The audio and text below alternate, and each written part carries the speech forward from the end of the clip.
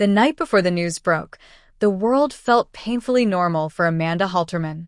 The kind of night where the house sighs with quiet noises, the distant hum of the refrigerator, the settling of old floorboards, the breath of a home that has lived through both chaos and comfort.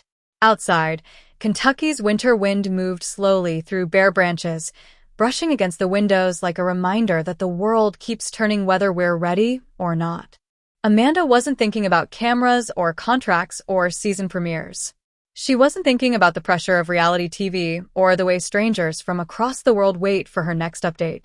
She was simply trying to breathe, trying to exist inside a body that suddenly felt unfamiliar, unpredictable, frightening. It began as something small, something she thought she could push through. A tightness, a sharp pain that came and went like lightning behind the ribs. She brushed it off. She always brushed it off. Life doesn't pause for discomfort, not when you're a mother, a sister, a caretaker, and a woman who has spent years fighting for her own stability while holding together the pieces of everyone else's. But the pain didn't stay small. It grew. It deepened. It changed. And by the time morning arrived, the world that had felt calm hours before now felt like the beginning of a storm she didn't know how to outrun. Her vision had gone blurry twice. Her legs trembled when she tried to stand. There was a pressure in her chest, an unforgiving, heavy squeeze that made every inhale feel like work. The kind of feeling you don't ignore. The kind that whispers something is wrong long before anyone says the words out loud. She tried to steady herself, gripping the edge of the kitchen counter. Sweat warmed her forehead, trailing down her temples though the house was cold. Her heart beat too quickly and too unevenly, like it was stumbling inside her chest. She whispered, "Not today, please, not today." But life does not negotiate with fear.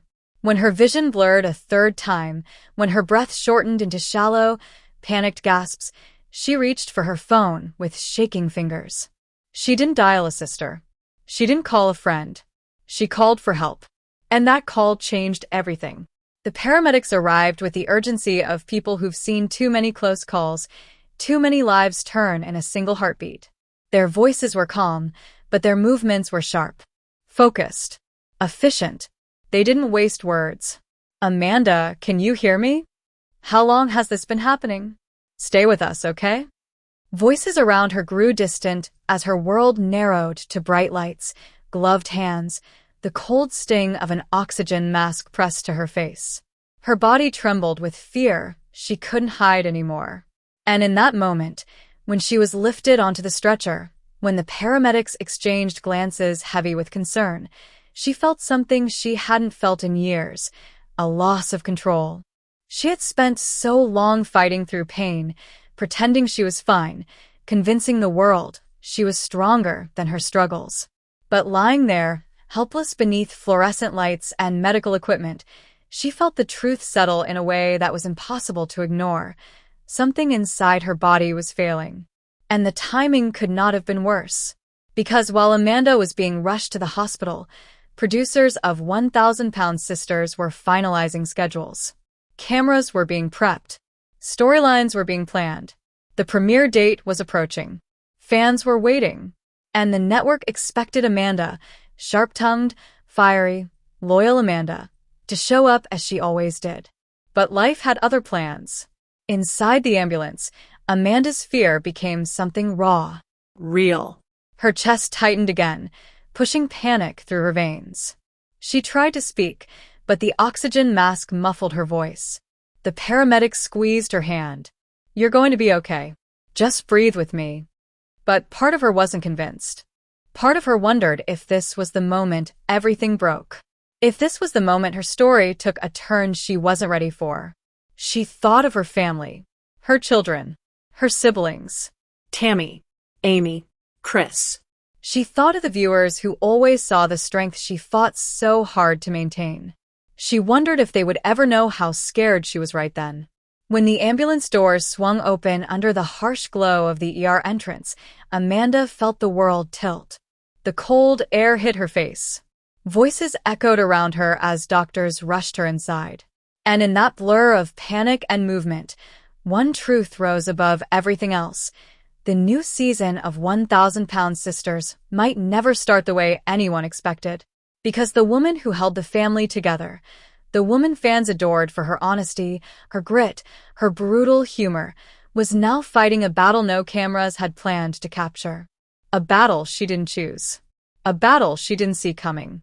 A battle that threatened not just her health, but the future of the entire show.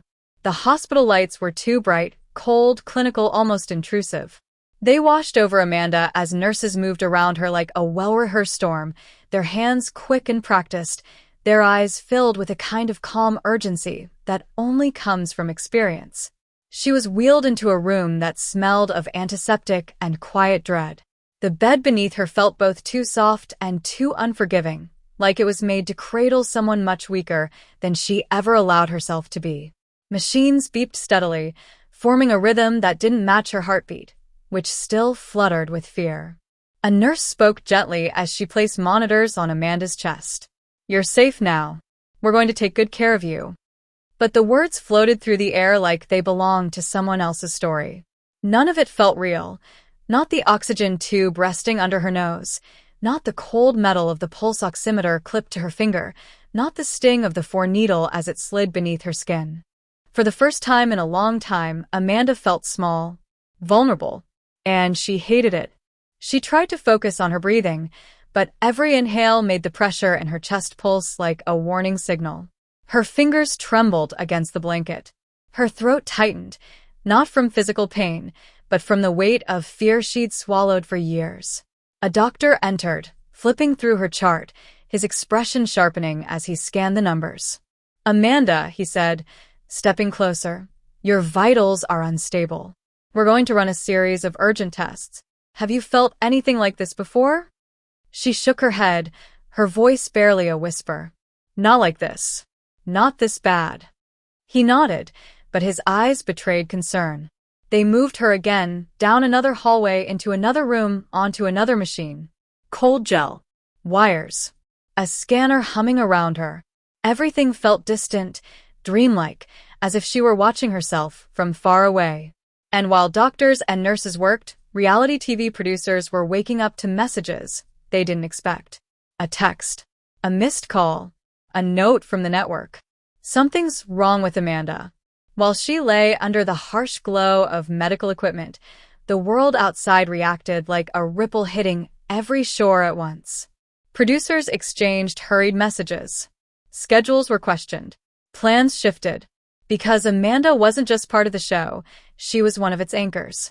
The fire, the honesty, the unpredictable force that glued storylines together. Her absence wasn't something they could simply write around. But Amanda didn't care about any of that, not now. Not while her heart raced in painful, uneven bursts. Not while her lungs struggled to keep up. Not while she fought the rising panic that threatened to swallow her whole. She closed her eyes and tried to visualize something familiar, her living room, her sister's laugh, her kids' voices, but even those memories felt distant, like echoes slipping through her grasp. When she was finally wheeled back to her room, she saw her phone on the bedside table. The screen lit up with missed notifications, calls, texts, messages from people who had no idea what was truly happening. One from Amy, one from their producer, two from Tammy, who never waited long for a response. Amanda reached for the phone, her hand shaking. She managed to open one message. "Are you okay?" She stared at the words, so simple, so painfully loaded. How could she explain this? How could she explain the terror of not knowing what was happening inside her body? How could she explain the guilt of derailing an entire season? How could she explain the deep, aching fear that her family, who had already endured so much, might lose another piece of their foundation? She didn't reply. She couldn't. A nurse entered again, checking her monitors. "Your blood pressure is still dangerously high," she murmured. "We're watching you closely. Dangerously high." Those two words twisted something inside her. She had heard words like that before, spoken about others, whispered down hospital hallways, delivered across waiting rooms where bad news sat heavy in the air. She had seen what those words meant. She had lived it through family members, friends, strangers on stretchers. But hearing them spoken about her was different. She felt her eyes burn, tears gathering before she could stop them. She turned her face away, embarrassed by the crack in her armor. The nurse placed a hand on her shoulder. "You don't have to be strong right now." But the thing was, Amanda didn't know how not to be strong. Strong was what she had always been. Strong was what people expected. The fighter. The one who never let fear show. The one who snapped jokes during chaos. The one who picked others up while she was breaking inside. Now, she wasn't sure who she was without that strength. Minutes passed. Maybe hours. Time moved strangely in hospital rooms, stretching in ways that didn't make sense. At one point, Amanda whispered into the quiet room, "Please don't let this be something bad, please." But the fear didn't leave her. And deep down, she already knew, whatever this was, it wasn't going away easily. On the other side of the hospital walls, life continued. Fans waited for updates. The network grew more anxious. The show's schedule shifted like fragile dominoes. And Amanda lay there, staring at the ceiling, realizing with chilling clarity, this moment, this hospital bed, this fight for stability, was going to change everything. Not just for her, but for the entire season. For her family. For her future. For the world that watched her more closely than she ever wanted. The night in the hospital felt too quiet, the kind of silence that doesn't comfort, it exposes. Machines hummed. A monitor clicked every few seconds. Somewhere down the hallway, a door squeaked open, followed by soft footsteps, followed by the low murmur of a nurse checking on someone else's emergency. Amanda lay awake, staring at the shadows climbing the corners of her room. Her chest rose and fell unevenly beneath the thin hospital blanket, every breath a reminder that something inside her had broken rhythm. The fluorescent lights above her flickered once, then steadied. She watched them until her eyes blurred.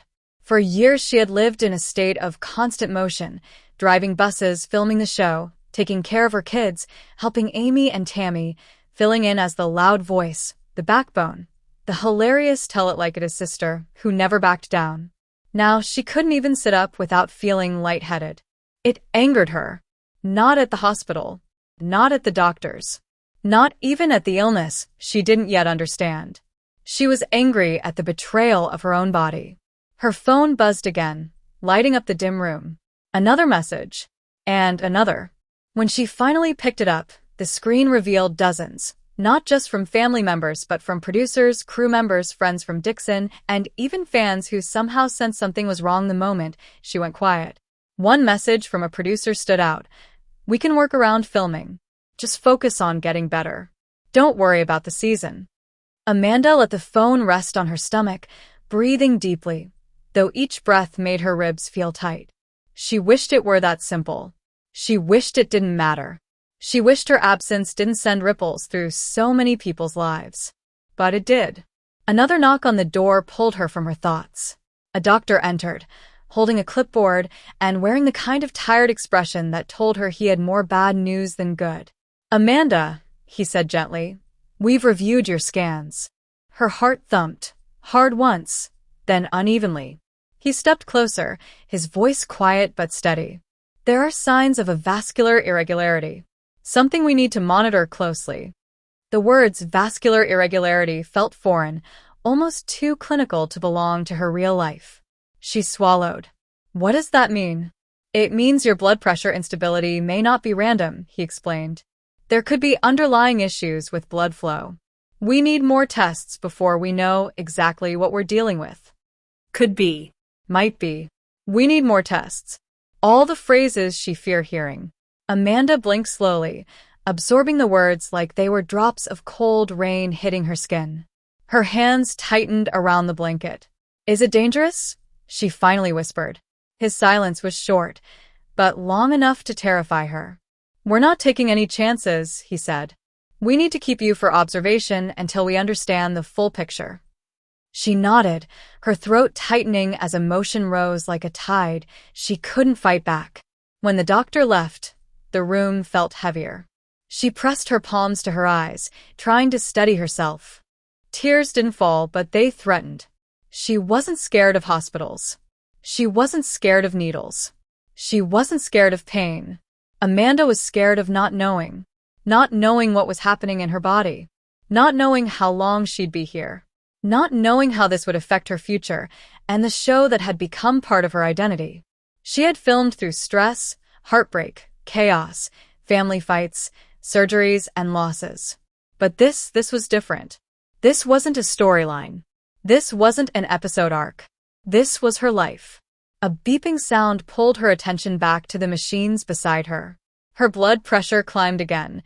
Numbers that once meant nothing now struck fear into her chest. She exhaled through her nose, trying to ground herself. But the truth lingered. Your heart is unstable. Your pressure is unpredictable. Your body is sending warnings you can no longer ignore.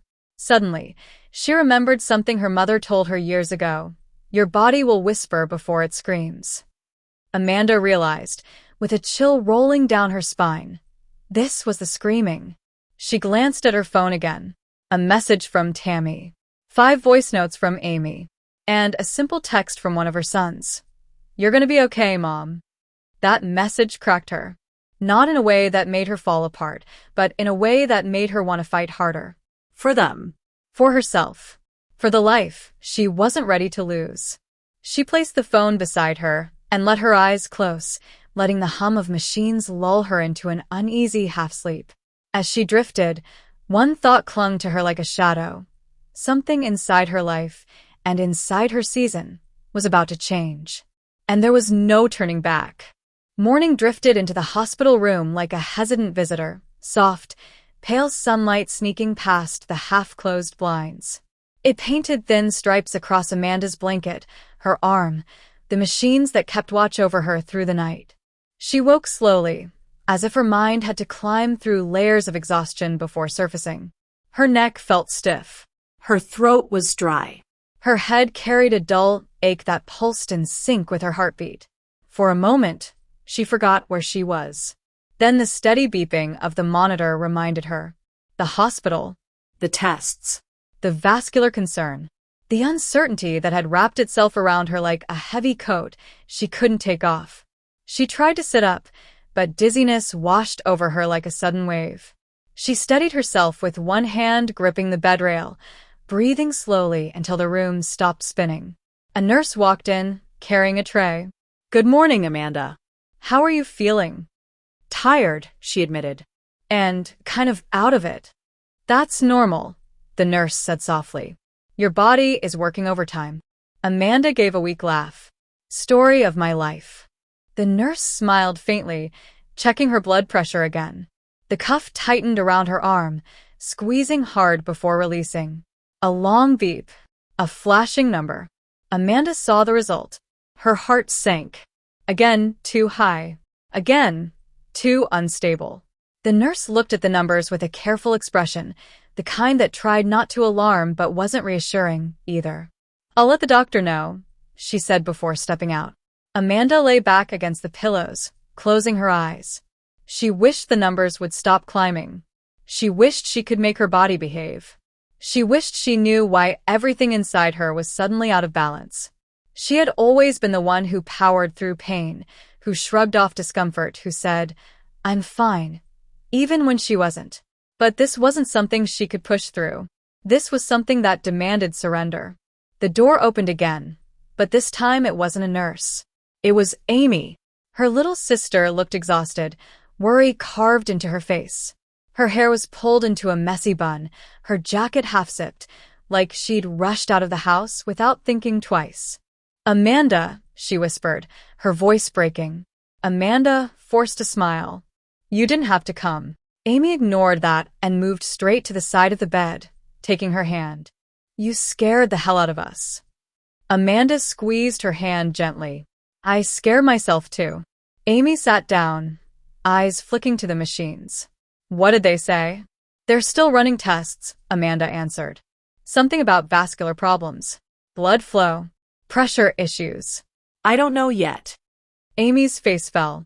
This wasn't just a cold or a temporary illness. This was something that didn't have answers yet, something that affected her heart, her circulation, her stability. "Why didn't you tell me it was this bad?" Amy asked softly. Because I didn't know, Amanda said. I still don't know. They sat in silence for a moment, the kind that filled the room with unspoken fears about her health, about the show, about life changing without warning. You know Tammy's freaking out, Amy added suddenly, trying to lighten the mood. She called me at 6 in the morning talking about how the season's cursed. Amanda managed a laugh. That girl always thinks everything's cursed. She's worried, Amy admitted. We all are. Amanda swallowed. I didn't want to be a burden. Amy blinked hard, hurt crossing her face. You're not a burden. You're my sister. You're our glue. We can't lose you. Those words hit Amanda in the chest, not with pain, but with a raw, emotional weight she tried not to show. Before she could reply, her phone buzzed again on the table. A message preview. From the showrunner. We need a filming update when you're stable. Call when you can. Amanda's jaw tightened. Even now, when she was hooked to monitors, when her blood pressure threatened to spike at any moment, she felt the pressure of the show creeping into the room like an unwelcome guest. Amy saw the notification and grabbed the phone before Amanda could. You don't owe them anything right now, Amy snapped. They can wait. Amanda sighed. It's not that simple. Yes, it is, Amy insisted. Your health comes first. Always. Amanda looked at her sister's fierce expression, the same fire she recognized in herself, the same stubborn love their family was built on. It's not about the show, Amanda said quietly. It's about everything. The season, the crew, the fans, the momentum, everything we've worked for. Amy shook her head. You think any of that matters if something happens to you? The words hung in the air like smoke. Amanda didn't respond because deep down, she knew Amy was right. The season could wait, but her body wouldn't. Still, another fear crept in, one she hadn't said aloud. What if she wasn't part of the season at all? What if her health forced her out, temporarily or worse? What if the show moved on without her? She swallowed those thoughts before they became real. A doctor knocked and entered again, holding new printouts. Amanda's stomach tightened. Amanda, he said, we need to discuss your latest results. Amy stood up, bracing herself. Amanda took a shaky breath, heart pounding, because she knew, from the look on his face, that whatever came next was going to change everything. The doctor stepped inside with the kind of heavy presence that made the entire room feel colder. Even the hum of the machines seemed to quiet, as if they were listening too. Papers rustled in his hand. Test results printed in grayscale lines and numbers Amanda couldn't interpret, but somehow already feared. He pulled a chair closer to the bed. Doctors didn't sit unless they needed time. Doctors didn't sit unless the conversation wasn't going to be quick. Doctors didn't sit unless the news was serious. Amanda felt her stomach drop. Amy's hand tightened around hers, grounding her. The doctor took a breath. Amanda, your scans show irregular blood pressure activity caused by inconsistent vascular constriction. That means your blood vessels are tightening when they shouldn't, and your pressure is spiking dangerously. Dangerously. There it was again. That word she hated. That word that didn't belong in her life, but had slowly begun carving itself into it. Amanda swallowed, her heart thudding in her chest. So, what does that mean? She asked, voice unsteady. It means, the doctor continued carefully, your body is under extreme stress. Your heart is working harder than it should. And because your blood pressure rises and crashes unpredictably, you're at risk of losing consciousness again. The memory of collapsing in her home hit her like a punch, the breath leaving her lungs, the floor tilting beneath her. Waking up in the hospital, disoriented and afraid. Is this permanent? She asked, afraid of the answer. We don't know yet, he said. It could be temporary. It could be a sign of a deeper issue. That's why we need more tests to rule out anything more serious. The room spun for a moment, not physically, but emotionally. Amanda blinked rapidly, her throat tightening as panic crawled into her chest. Amy leaned closer. She doesn't need vague. She needs answers. The doctor nodded empathetically. We understand, and we're going to work quickly. But for now, Amanda needs to stay monitored. Walking too much, Stress, dehydration, emotional spikes. Any of that could trigger another collapse. Stress. Emotional spikes. Her entire life was emotional spikes. Filming. Family drama. Health scares. Public pressure. Hundreds of thousands of strangers watching her every move. How was she supposed to stay calm when her world existed in chaos? Amanda forced herself to breathe, even though her lungs felt too small. The doctor stood. We're going to run a heart ultrasound next, then neurological scans. We'll take it step by step. When he left, the silence he left behind was suffocating. Amanda stared at the ceiling, blinking hard to keep the fear from showing on her face. Amy rubbed her arm gently, but even that comfort couldn't cut through the growing dread inside her. I don't want this, Amanda whispered. The words were small, fragile, nothing like her usual voice. Amy's eyes softened. No one does. Amanda's voice cracked. I just want to feel normal again. I want my life back. I want my body to stop betraying me. Amy sniffed, her own emotions rising. You're the strongest person I know. You're gonna get through this. But Amanda didn't feel strong. Not lying flat on her back. Not hooked to machines. Not waiting for test results that could shift her entire life. Not while the show, her family, her future felt like they were hanging in the balance. She felt fragile, breakable. For once in her life, she felt scared of letting everyone down. Her phone buzzed again. More messages. More voices demanding her presence in a world she couldn't physically enter right now. The producers, her followers, her coworkers. Even news outlets had begun speculating, her name trending with words like health scare, hospitalized, emergency. She wanted to throw the phone across the room. Instead, she tapped the screen with trembling fingers. A new message from Tammy. I'm coming. Don't argue. Amanda exhaled, the smallest smile touching her lips despite the fear. Of course Tammy was coming. Tammy, stubborn, messy, loud, dramatic, but loyal in a way few people ever got to see, wasn't about to sit at home while her sister lay in a hospital bed unsure of her own fate. The message brought a tiny flicker of warmth to the cold fear inside her. Not enough to erase it, but enough to remind her she wasn't alone. A nurse returned. Amanda? They're ready for your next test. Amanda nodded, but her body didn't move. Her mind replayed the doctor's words over and over. Dangerous. Unpredictable. Risk. More tests. She swallowed, steadied her shaking hands, and whispered to Amy, Don't let me be scared alone. A nurse returned. Amanda? They're ready for your next test. Amanda nodded, but her body didn't move. Her mind replayed the doctor's words over and over. Dangerous. Unpredictable. Risk. More tests.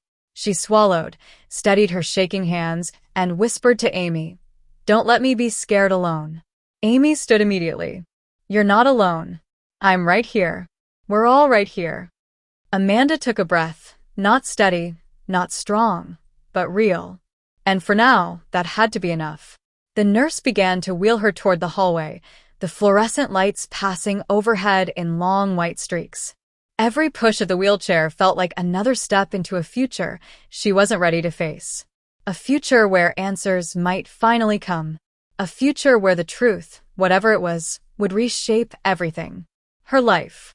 Her role in the show. Her identity. Her heart. Part 5 ends with Amanda's heartbeat echoing louder in her ears, each thump a reminder. Something is wrong. And she can't run from it anymore. The night settled over the house like a heavy blanket, thick with questions Amy didn't yet know how to ask.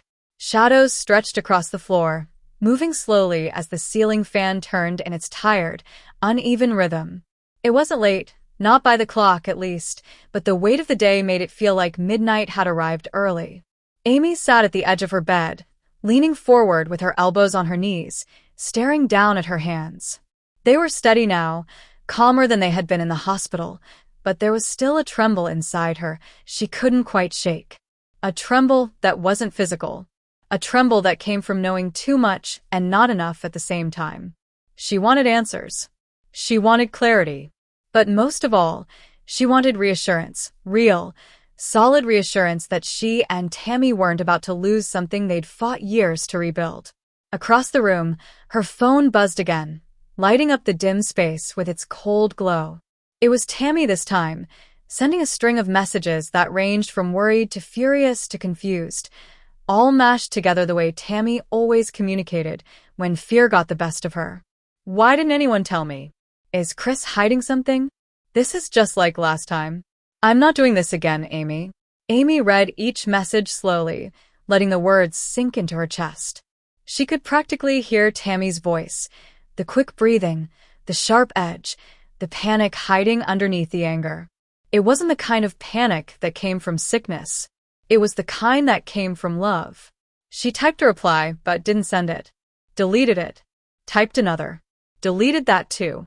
Nothing felt right. Nothing felt like enough. How do you comfort someone when you're scared yourself? She took a deep breath and tried again. Tam, he's not hiding it. He's scared. We all are. Just give him a minute. She hovered over the send button for a long time before finally tapping it. The message went through, the tiny bubble shifting from delivering to delivered. But the silence afterward felt heavier than any reply. Still, she couldn't blame Tammy. Their family had lived inside of hospital walls for years. Every waiting room felt familiar. Every heart monitor beep sounded like part of a soundtrack they never asked for. Every emergency blurred into the next until trauma started to feel like routine. And that was the hardest part, the familiarity of it all. Amy stood up and paced slowly to the window. The streetlights outside cast long beams across the quiet neighborhood, painting the world in muted gold. It was peaceful out there. Still. Almost too calm for a night like this.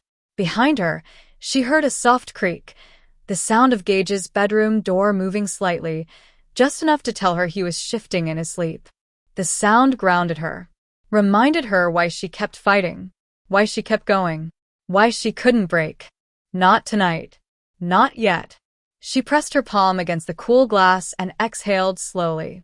She needed to be strong for Tammy. For Chris. For the whole family. But pretending to be strong and actually feeling strong were two very different things.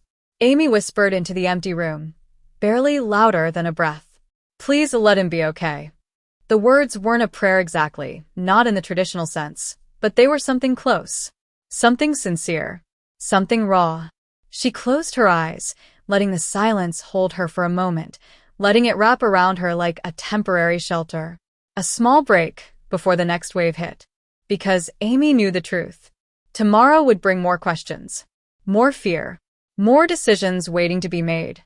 And no matter how much she braced herself, the storm wasn't done. Not even close.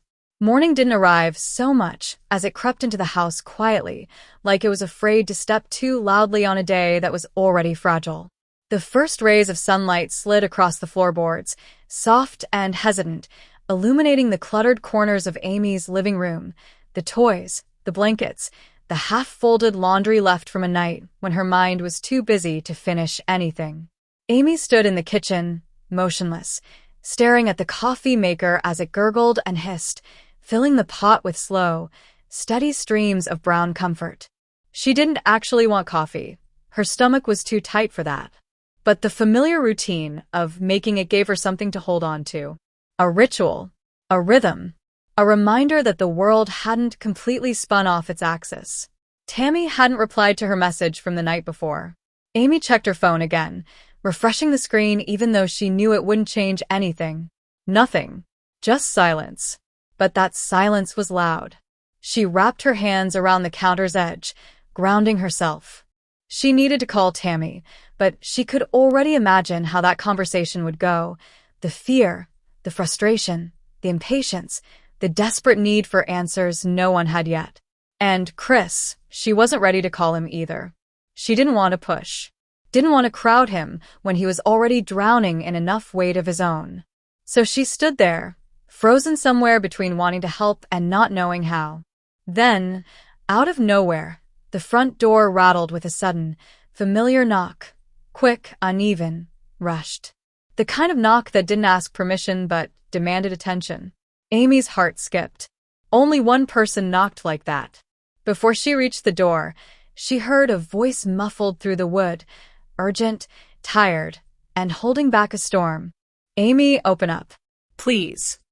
It was Tammy.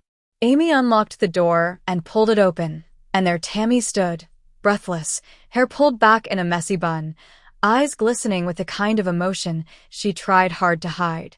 Her oxygen cannula was in place, but the tank beside her seemed heavier today, as if the emotional load had somehow transferred into the metal. Amy stepped aside, and Tammy wheeled forward slightly, balancing herself on the doorway, her voice cracking as she spoke. What's going on with him? Don't lie to me, Amy. I need to know.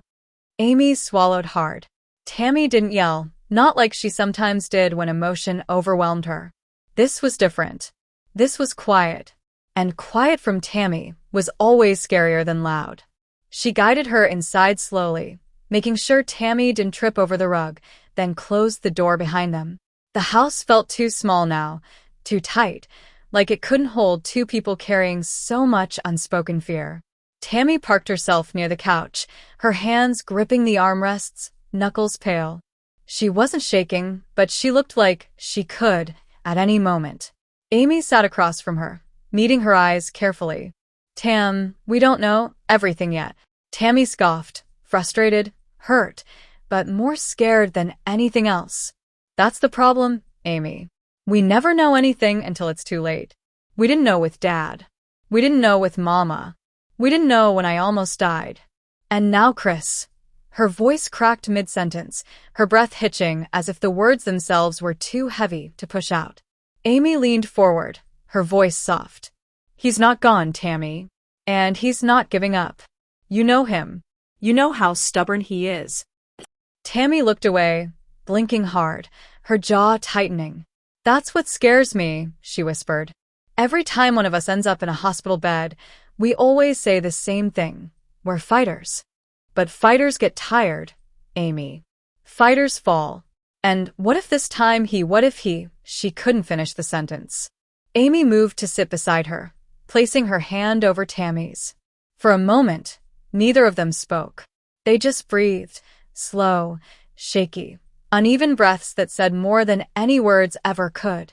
Then Tammy looked at her again, eyes wide and unguarded. I can't lose him, Amy. Not after everything.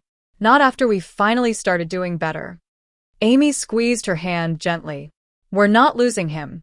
Not today. Not without a fight. Tammy nodded, wiping the corner of her eye with her sleeve. But her expression didn't ease. If anything, the fear deepened. Because both of them knew what they weren't saying aloud. They had walked this road before. More than once. And every time, it took a piece of them. But this time felt different. This time, the road wasn't just familiar. It was personal in a way they weren't ready for. The silence between them lingered long after the words faded, stretching across the living room like a thin thread pulled too tight.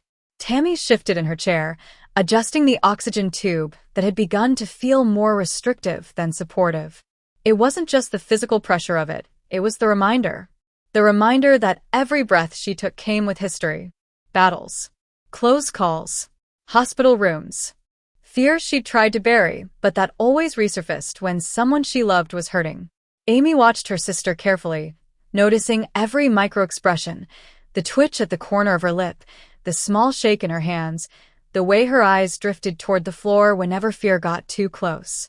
Tammy had always tried to act strong, to act tough, to hold herself together even when the world around her fell apart. But today the cracks were showing. And Amy felt every one of them. I called Brittany, Tammy finally murmured, barely above a whisper. She sounded scared. Amy's brows pulled together, the heaviness in her chest deepening. She hadn't wanted to drag Brittany into the panic, but she knew it was inevitable. When one person in their family suffered, everyone suffered. It was an unspoken rule. What did she say? Amy asked gently. Tammy swallowed, her throat working hard as she tried to control the tremble in her voice. She said he's still in pain, that they gave him something strong for it, and that he doesn't want visitors yet. Not even her for a while. That last part settled in the air like a stone thrown into still water, slow ripples of unease spreading outward. Chris not wanting visitors was rare. Chris not wanting Brittany? Unheard of. Amy's fingers curled inward slightly, guilt pulling at her again. He just needs some time, Tam. He's scared too. Tammy shook her head, her breathing growing uneven.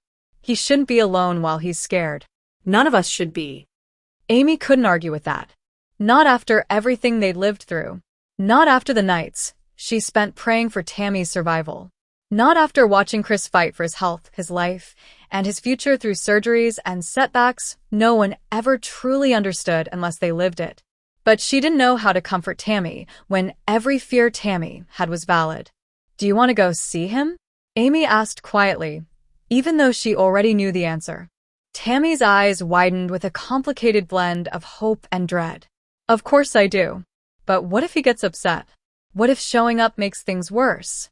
What if—" She stopped, pressing a hand against her chest as if trying to steady her heartbeat. Amy took a slow breath. "We'll go when he's ready. Not sooner, not later. And if he's not ready today, then we wait. Together." That word, together, softened something in Tammy, even if only slightly. But it also brought back memories neither of them were fully prepared to revisit. Memories of hospital corridors lit too brightly. Of machines that beeped rhythmically like ticking clocks. Of whispered conversations that felt like countdowns. Of nights they held each other's hands because there was nothing else left to hold on to. Tammy looked toward the window, watching the neighborhood slowly wake. Cars starting, kids walking to the bus stop. The world continuing as if their family wasn't balancing on a trembling line between hope and disaster. "How many times are we supposed to do this?" Tammy asked, her voice thin. "How many times do we fight for each other before someone doesn't make it?" Amy's breath caught. The question wasn't fair, but it was real. "We don't think like that," Amy said softly. "We can't." Tammy's eyes glistened again, and she finally let the tears fall this time. She didn't sob. Didn't break. They simply slipped down her cheeks in quiet streaks, evidence of a fear she'd carried far too long. Amy reached across and gently wiped one away with her thumb. "You're not losing him," she whispered. "I promise you're not losing him." Another knock at the door startled them both, not frantic, not loud, but steady.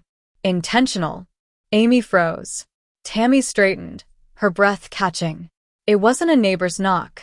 It wasn't a delivery. It was different. Amy moved slowly toward the door, each step feeling like a countdown in her ears. She unlocked it, her fingers trembling just enough for her to notice.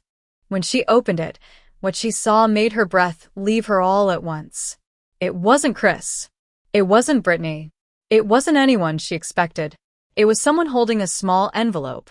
Their expression was serious. And Amy knew, instantly, that whatever was inside that envelope would change the rest of their day. Maybe the rest of their lives. Amy stared at the figure holding the envelope, the world narrowing to the rigid line of paper in their hands. Tammy moved closer to her sister, sensing the tension even before the words were spoken. She could feel Amy's pulse in the quiet air, a rhythmic warning that something was about to tip. The envelope was handed over silently, without explanation. Amy took it with careful fingers, almost afraid to break the seal, as if opening it too quickly might unravel something irreversible. Tammy's eyes followed every movement, every slight tilt of Amy's head. The room seemed to shrink, walls closing in, as anticipation coiled tight in both of them. Amy's hands shook as she slit the edge of the envelope, drawing out a single sheet of paper. She unfolded it slowly, the creases making small tearing sounds that seemed loud in the tense stillness. Tammy stepped closer, her breath catching. The letter wasn't long. It didn't need to be. Just a few lines, neatly typed, but the words carried the weight of an avalanche. Chris's condition had taken an unexpected turn overnight. New complications had arisen. Heart rhythms irregular, oxygen levels dipping unpredictably, and doctors demanding immediate interventions. The letter outlined options, but the tone was clinical, detached, and terrifyingly final. Tammy felt her stomach drop. Her hands clutched Amy's arm as if she could anchor herself through the rising storm. "No," she whispered, a breathless denial that wasn't meant to be heard by anyone but the walls. This isn't happening." Amy's face paled, eyes scanning the words over and over. She tried to steady her voice, to sound calm, but every syllable trembled under the weight of dread. "Tammy, it's real. We have to." Her words faltered, unformed, breaking under the pressure of reality. The two sisters sat down together, shoulders brushing, leaning into the only constant they had left, each other. And yet, even that wasn't enough to quell the fear. The envelope lay on the table between them, a simple rectangle of paper, yet it carried the weight of months, years, lifetimes of worry condensed into a single message. Hours passed. Neither spoke. Tammy kept glancing at Amy, as if looking for reassurance in the tremor of her sister's hands. Amy kept rereading the letter, as if the more she read, the more control she might reclaim. But control was a mirage. Reality was sharp, jagged, and unyielding. Finally, Tammy broke the silence. "We need to be there. Now." I can't sit here and wait. He needs us." Amy nodded slowly, swallowing hard. "We go together, but we have to prepare for everything." Her voice was steady now, though it carried a weight heavier than any wedding, any fight, any emotional breakdown. This was different. This was survival, real and unfiltered. They gathered their things, but even the act of packing felt monumental. Every movement echoed in their minds, shoes placed by the door, coats hung with care, oxygen tank checked twice, phone charged, keys in hand. Each action a ritual against the chaos creeping through their hearts. As they stepped outside, the cold Kentucky air hit them like a wave, sharp and insistent. The world continued around them, morning traffic, a neighbor walking a dog, the distant hum of a lawnmower, but it all felt distant, irrelevant. The only thing that mattered was the fragile thread holding their family together. The drive to the hospital was quiet at first, the sisters exchanging only necessary words, both lost in a storm of unspoken fears. Then Tammy's hand reached across the console, brushing Amy's fingers. It was a small gesture, a tether, a reminder that they were not facing this alone. When they arrived, the hospital lights gleamed against the dark morning sky. Tammy's grip on Amy's hand tightened. "Whatever happens, we stay together," she said. Amy nodded, heart pounding. "Always." And as they walked into the lobby, they didn't yet know that what awaited them inside would push them to the brink in ways no wedding, no fight, no public scrutiny ever had. The next few hours would test everything: love, patience, resilience, trust, and leave them changed forever. The cameras weren't rolling, the producers weren't present, but the real drama, the true story, was unfolding. And neither sister would ever forget it.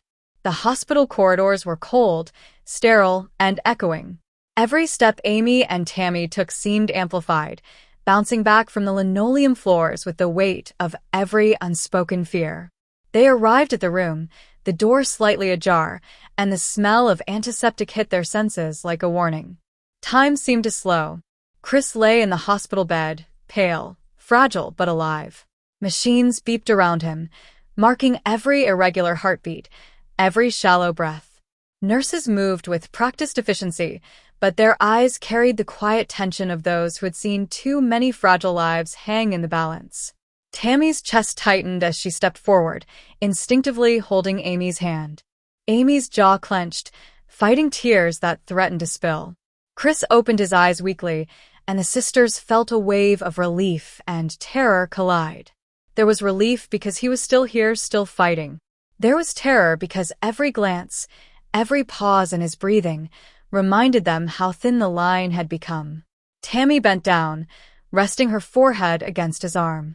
"We're here," she whispered. "We won't leave you." Amy hovered beside them, fighting the urge to crumble, to let the sobs erupt. She stroked Chris's hair, voice trembling. "We're going to get through this. You're going to be okay. We'll make sure of it." Hours passed. Doctors came and went, discussing charts, monitoring stats, adjusting medication. The sisters listened, absorbing every technical term, every careful explanation, though much of it felt like noise beneath the pounding of their hearts. Between updates, they talked quietly, voices hushed, sharing memories, laughter, and tears. It was the kind of intimacy born in the presence of shared fear. Tammy noticed the subtle changes in Chris's breathing and knew instinctively when to call a nurse, when to move his oxygen, when to offer comfort. Amy, meanwhile, coordinated logistics, food, medications, calls to relatives, balancing her protective instincts with a determination not to let chaos take over. Together, they became a silent team, united by love and necessity. By evening, the tension reached a breaking point. Chris's vitals spiked unexpectedly, alarms blaring, staff rushing in, and the sisters holding onto each other for dear life. Tammy whispered a prayer under her breath, Amy repeating her own, both desperate for a miracle. The minutes stretched into eternity. Every breath felt borrowed, every heartbeat precious. Once the emergency passed, the sisters collapsed into chairs beside the bed, exhausted, emotionally drained, yet unbroken. Tammy's tears fell freely now, released after hours of holding them back. Amy sat quietly, one hand on Chris's arm, the other holding Tammy's, feeling the weight of everything they had just endured. In that moment, outside the glare of cameras, the production schedules, and public expectation, the family felt something profoundly simple yet rare: solidarity. They were not perfect, not unbroken, but together. And in that togetherness lay a fragile hope that perhaps, no matter how chaotic life became, they could face it side by side. As night settled over the hospital, the sisters remained, taking turns resting and watching, never letting their guard down. They whispered stories, joked quietly, held hands, and offered silent encouragement. It wasn't glamorous. It wasn't scripted. It was raw, unfiltered, and real, the kind of emotional endurance no reality TV crew could ever capture in its entirety. And as the first hints of dawn crept through the blinds, both sisters realized that the trials they had faced this season, the fractures, the heartbreaks, the secrets, they had all led them here. This room, this vigil, this shared determination was the truest reflection of their journey: resilience born from love, strength found in vulnerability, and a bond that, despite everything, refused to break. The morning sun filtered through the hospital blinds, casting pale stripes across the sterile room. Tammy and Amy sat in silence, sipping lukewarm coffee, each lost in their own thoughts. The events of the previous night lingered like a heavy fog, clinging to their clothes, their hair, their skin. Every glance at Chris reminded them of the fragility of life, the unpredictable turns that had thrown their family into turmoil this season. Amy's mind raced. She thought about the wedding, the confrontations, the plans to move. The joy that had once filled her heart now felt complicated, tempered by the fear of losing her sister to her own independence. Tammy, meanwhile, reflected on her own journey, her recovery, her relationship with Andrea, the small victories that had come at the cost of emotional strain. She knew that moving forward meant making choices that would inevitably create distance, but she also understood that staying stagnant was no longer an option. The day passed in a blur of monitors, check-ins from nurses, and soft conversations with Chris, who was gaining strength but remained cautious and fragile. Family members rotated in and out, offering support, concern, and the occasional awkward silence that comes with witnessing vulnerability on such a public scale. The sisters rarely left his side, taking turns standing guard, speaking quietly and reminding themselves that even amid chaos, they had each other. As evening approached, the hospital lights dimmed slightly, and a sense of calm settled over the room. Tammy sat at the foot of Chris's bed, Andrea quietly beside her, holding her hand, offering reassurance without words. Amy stayed closer to Chris, brushing his hair from his forehead, murmuring small comforts, her own exhaustion hidden behind a composed exterior. It was in these quiet moments, away from cameras and schedules, that the raw reality of their lives crystallized. The sisters spoke about the future in hushed tones. Tammy admitted her fears of abandonment and irrelevance, the worry that independence might mean emotional isolation. Amy shared her anxieties about balancing her marriage, her children, and the weight of family responsibility. Both recognized the strain, the misunderstandings, and the years of unspoken resentment that had brought them to this point. Yet, amidst the tension, there was also an acknowledgement of growth, change, and the possibility of reconciliation. By nightfall, Chris's vitals had stabilized. Doctors allowed a brief reprieve, suggesting he could have a light dinner in his room. The family shared the meal quietly, the mood heavy but softened by relief. There was laughter at small jokes, tentative smiles exchanged between Tammy and Amy, and moments of shared glances that spoke louder than words. For the first time in weeks, a fragile equilibrium emerged, one that neither sister wanted to take for granted. As the day drew to a close, production staff kept a respectful distance. Filming continued sparingly, capturing moments of care, subtle interactions, and raw emotion without interference. Crew members whispered to each other about the intensity of the season, the unanticipated drama, and the challenges of documenting life that refused to follow a neat narrative. Even veterans of the show admitted this was unlike anything they had experienced. That night, as the hospital lights dimmed further and the hum of machines became a steady lullaby, Tammy and Amy remained vigilant. They shared a quiet moment by the bedside, holding hands over Chris's blanket, feeling the weight of everything: the wedding, the confrontations, the impending moves, and the uncertainty that still hung over their family. In that shared silence, they found solace in the unspoken promise that no matter the distance, no matter the disagreements, they would continue to fight for each other. The night ended with a quiet determination. Tomorrow would bring challenges, decisions, and perhaps more tension. But tonight, they had witnessed strength in vulnerability, unity in fear, and hope in the face of uncertainty. For the Slaton family, the journey was far from over. The cameras might capture fragments, but the truth, the rawness, and the heart of their story lay in these unscripted, unfiltered moments, the moments that defined them beyond the lens. The following morning, sunlight crept through the hospital blinds again, painting the room in soft gold. Amy was the first awake, sitting quietly beside Chris as he stirred, his breathing slow but steady. She traced the lines of his face with her eyes, memorizing every detail, feeling a mix of relief and lingering tension from the night before. The wedding, the arguments, the move, it all felt like a weight pressing against her chest, yet here, in this quiet space, some semblance of calm returned. Tammy entered shortly after, her steps measured but resolute. She paused at the doorway, watching her sister, then Chris, taking a deep breath as if gathering courage. The emotional confrontation of the previous night still lingered in her mind, but she reminded herself that the stakes were higher now. Chris's recovery, her growing independence, her love for Andrea, all of it demanded clarity, focus, and the ability to navigate relationships without letting old wounds dictate every action. Breakfast arrived, and the room buzzed with subdued energy. Nurses moved efficiently, checking vitals, administering medications, and offering small reassurances.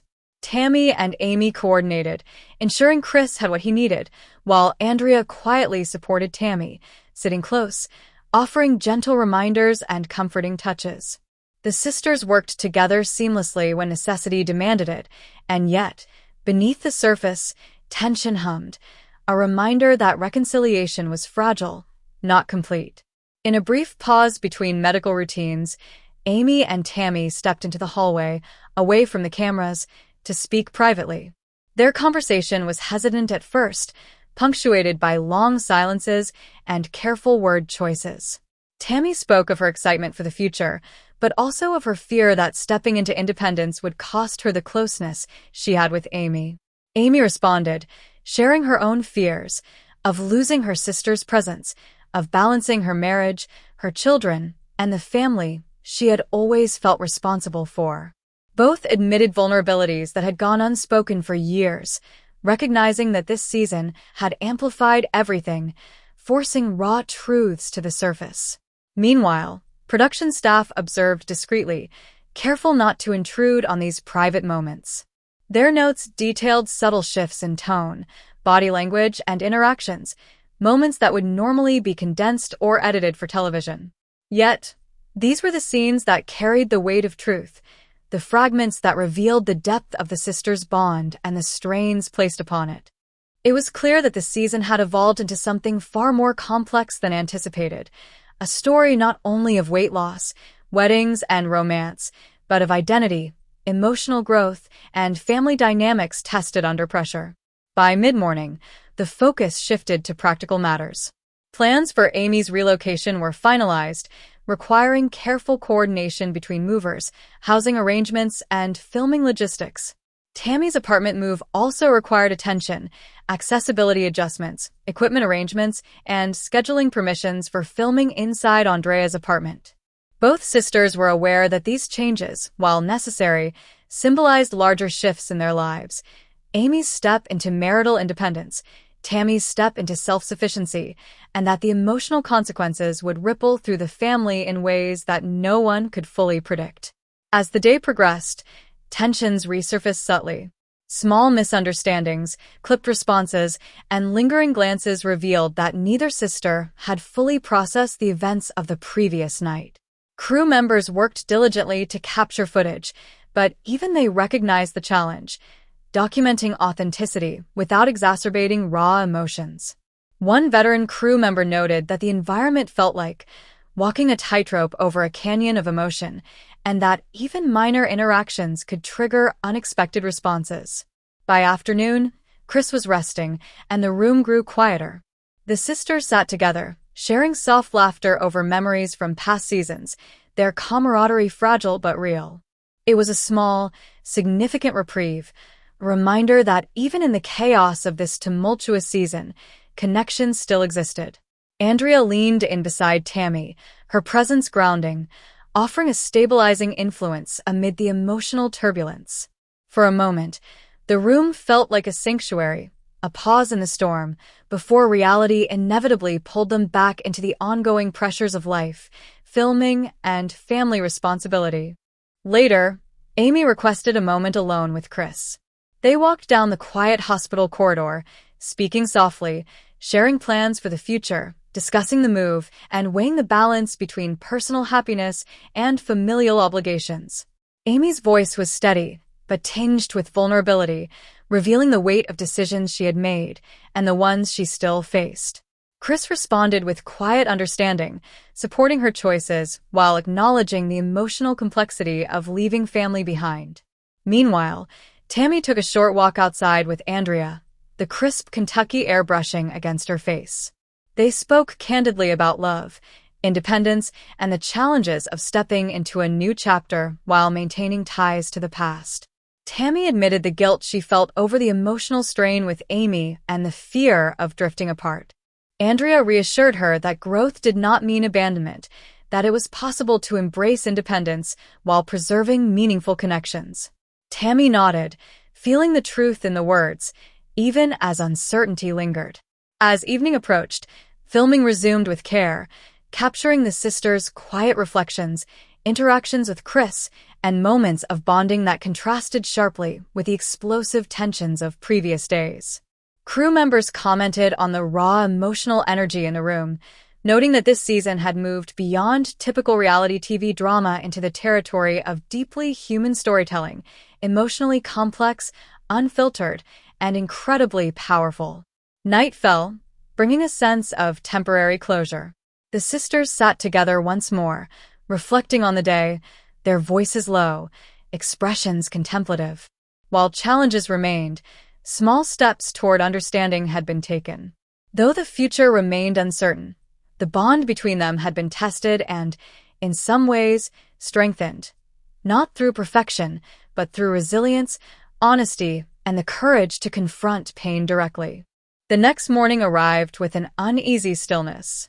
The hospital corridors echoed with routine, footsteps of nurses, the soft beeping of monitors, but for the Slaton sisters, every sound seemed amplified.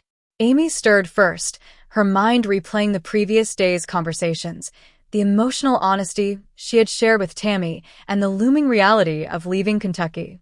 Her chest tightened with a mixture of anticipation and grief.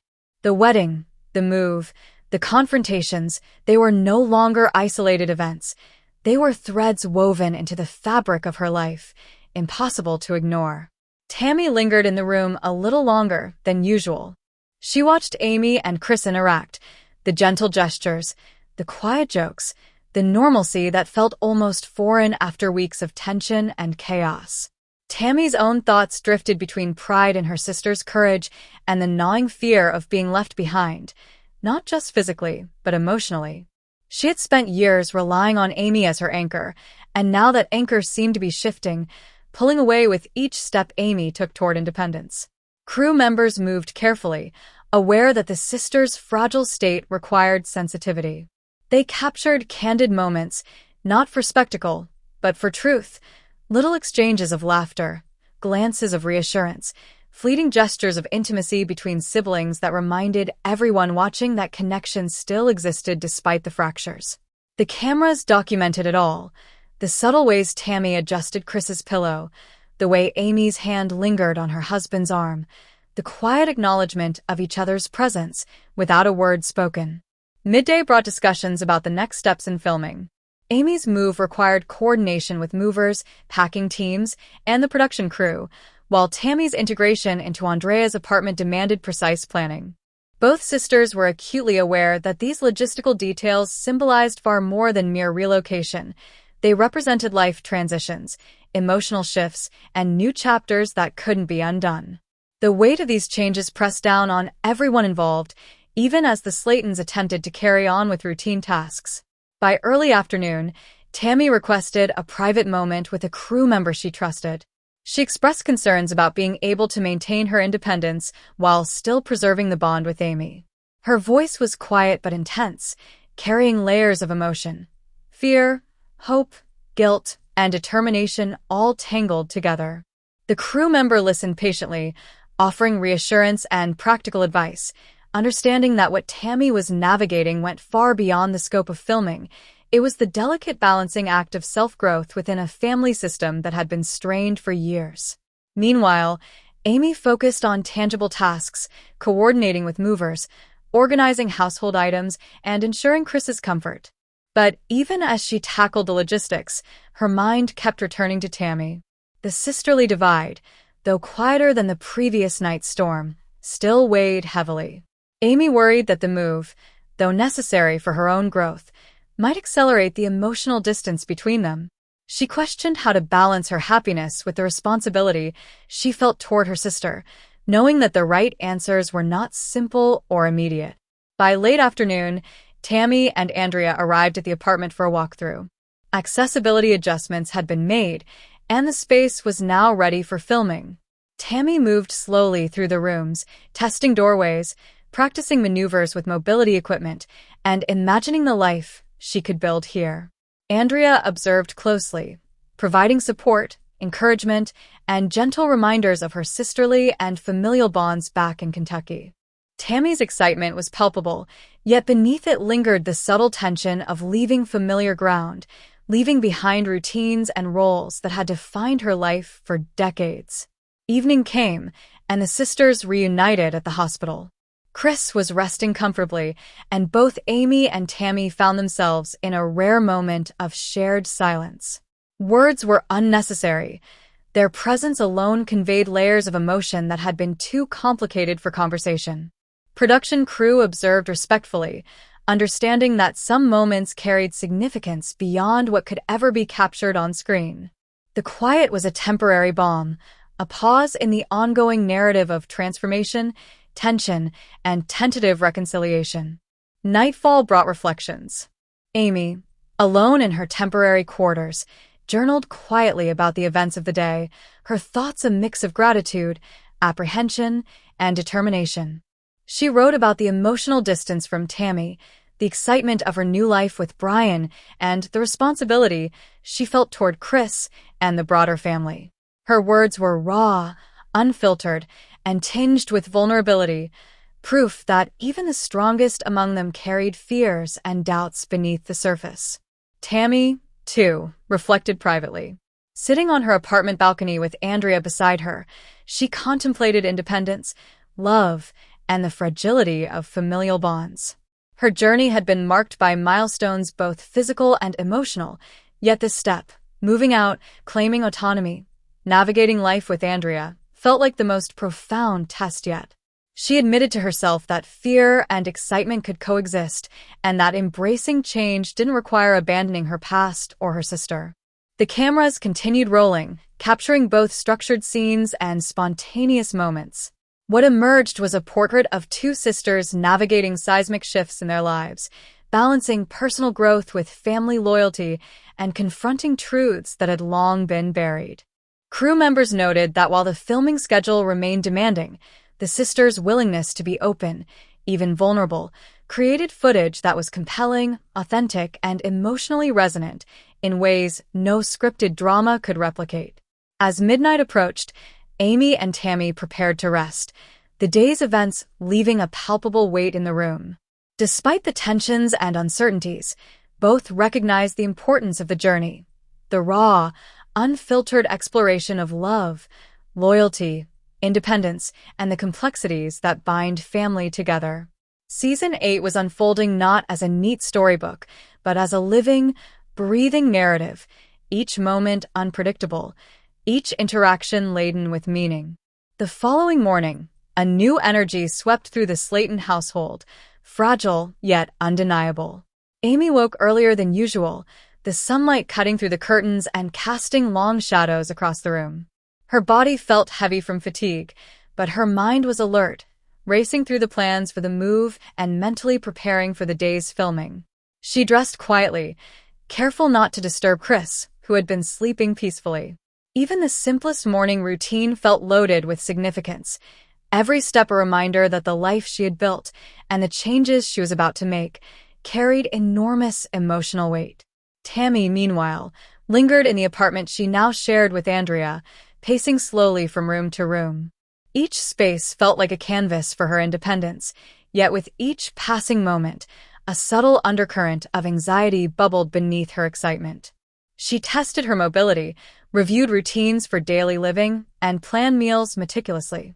But the fear of what she might be losing, her sister's constant presence, family traditions, the familiar rhythm of life back in Kentucky, niggled at her mind. Her heart swung between exhilaration and apprehension, the emotional pendulum reflecting the intensity of the change. Production began coordinating the filming schedule, capturing scenes of packing, planning, and transition. Every interaction between Amy and Tammy was charged with meaning. Crew members noted the subtle shifts in body language, the slight hesitation before a word, the fleeting glances of acknowledgement, the careful navigation around topics that could ignite old wounds. It was a delicate dance, one that required patience, empathy, and keen observation. The cameras, though ever present, became almost secondary to the human drama unfolding naturally in front of them. By mid-morning, Amy and Tammy briefly crossed paths in a shared hallway. The encounter was understated, yet potent. Words were few, limited to polite inquiries and reassurances, but the weight of their unspoken feelings hovered between them. Crew members described it as a charged silence, a quiet testament to the emotional complexity of their bond, love intertwined with tension, connection shadowed by distance, loyalty tempered by the need for personal growth. It was one of those moments where nothing overt happened, yet everything significant was communicated. Amy spent the remainder of the morning overseeing movers and coordinating with the production team. She ensured the process flowed smoothly, while simultaneously checking in on Chris and Amanda. Her attention stretched across multiple fronts, each responsibility carrying the weight of care, love, and consequence. The juxtaposition of mundane logistics with deeply emotional stakes created a tension that was palpable to everyone present. Tammy, on the other hand, focused on her integration into her new environment. Andrea guided her through the apartment, demonstrating how to navigate spaces safely, organize supplies, and manage daily routines. Despite Tammy's nerves, her determination shone through. Each step she mastered was a triumph, each obstacle surmounted a victory. Yet her mind inevitably wandered back to Amy and the family she had left behind. She wondered how the physical separation might affect the bond they had spent years building. Lunch brought a temporary reprieve.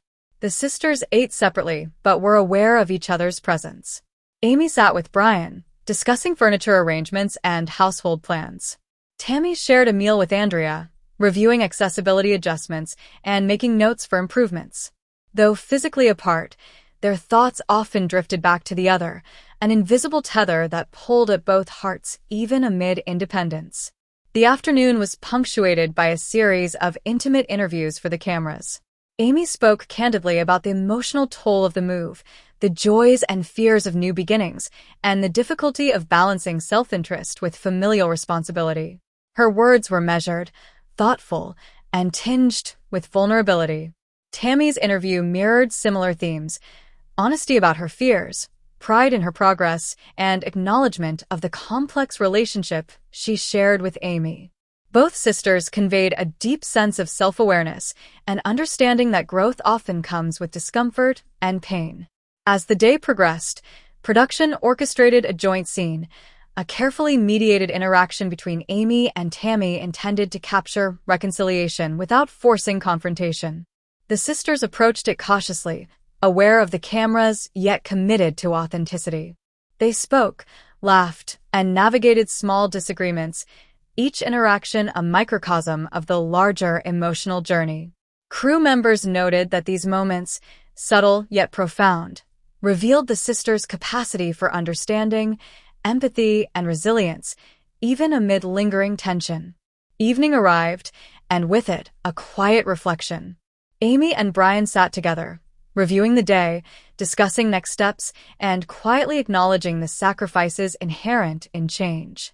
Tammy, in her new apartment, shared a private moment with Andrea, reflecting on her progress, her fears, and her hopes for the future. Both sisters, in separate spaces, confronted the emotional landscape of transformation, the bittersweet mixture of accomplishment, loss, and uncertainty that accompanies profound life shifts. By nightfall, the household settled into an uneasy calm. Crew members prepared equipment for the next day, knowing that filming would continue to capture both ordinary and extraordinary moments. Amy and Tammy retreated to private spaces, each absorbing the day's events, processing emotions, and preparing mentally for the challenges ahead. The tension was still present, but a sense of forward momentum emerged, a fragile, tentative step toward healing, independence, and renewed connection. As the cameras powered down for the night, the emotional resonance of the day lingered. It was a quiet reminder that transformation is never linear, that love and conflict can coexist, and that family bonds, though tested, can endure even the most tumultuous seasons. Season 8 of 1,000 Pound Sisters had revealed not only personal milestones and struggles, but also the raw, unfiltered complexity of sibling relationships, resilience, and the courage required to navigate life's most pivotal moments. The final day of filming dawned with a tense, almost electric energy. Crew members arrived early, knowing that this day would capture the culmination of months of growth, heartbreak, and upheaval. Amy, now settling into the reality of married life and her impending move, carried a mixture of excitement and apprehension. Every decision she made felt monumental, not just for herself, but for the family she was leaving behind. Tammy, too, approached the day with a sense of cautious optimism. Her independence had grown in leaps and bounds, but the emotional residue of past conflicts lingered like shadows, reminding her that progress was never entirely linear. The crew arranged a family dinner, the same scene meant to symbolize reconciliation, healing, and unity.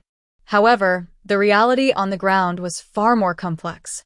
Chris, Amanda, Amy, and Tammy arrived one by one, each bringing with them invisible emotional baggage, unspoken fears, and simmering resentments. For a brief moment, the room was silent, a fragile pause before the storm of emotions erupted. Every glance, every word, every gesture carried significance beyond the surface. Amy attempted to initiate a lighthearted conversation, breaking the tension with humor and warm smiles. Tammy, seated across the table, responded carefully, measuring each word. But the fragile calm did not last. A comment from Chris, a passing remark intended to be innocuous, triggered a wave of emotion in Tammy. The intensity of the past weeks, the fear of losing her sister, and the vulnerability of her own transformation surged to the surface. Tammy's hands trembled slightly as she stood, her face a portrait of raw emotion. Amy immediately tried to mediate, her own voice cracking as she balanced empathy with exhaustion. Amanda, who had observed silently for most of the evening, finally slammed her hand on the table, a sharp punctuation that drew every eye. Emotions spilled freely, tears, shouting, apologies, accusations, and heartache intermingled in a way that no editing could fully contain. Crew members and security intervened carefully, attempting to maintain order without stifling authenticity. For 30 seconds, perhaps the longest and most intense 30 seconds of the entire season, the room froze. Every sibling stared at each other, the weight of years, of struggles, of love and pain, crystallizing in the stillness. When Amy finally whispered, "We can't keep going like this. We're going to lose each other," it was a quiet, heartbreaking acknowledgement of the truth they all knew. Tammy's gaze softened, her tears glistening under the dim light. Chris exhaled slowly, Amanda's tension released in a tremor of understanding, and for the first time that evening, a sense of fragile peace descended upon them. It was not closure.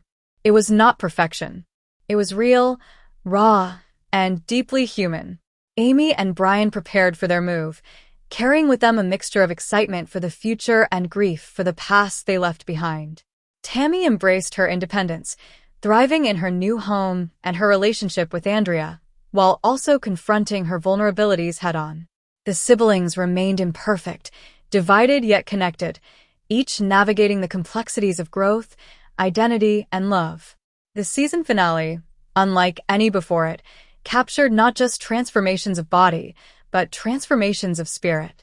Viewers were given glimpses into the private battles, the quiet triumphs, and the unspoken fears that define the Slaton sisters' lives.